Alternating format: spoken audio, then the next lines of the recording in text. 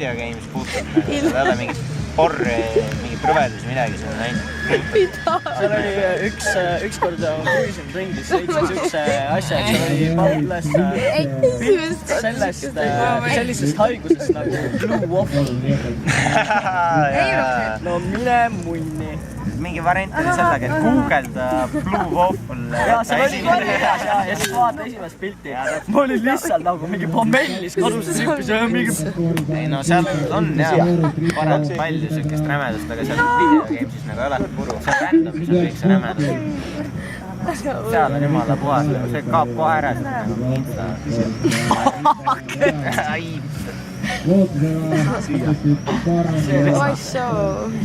Tahaks su varvas kaammustada. Koti selgas seda juba. See ei aidanud. Mida? Andsid peksad natuke. Ma tegelikult hetkel magan. Aru hea, see on. tere, oi. Tere Kertu!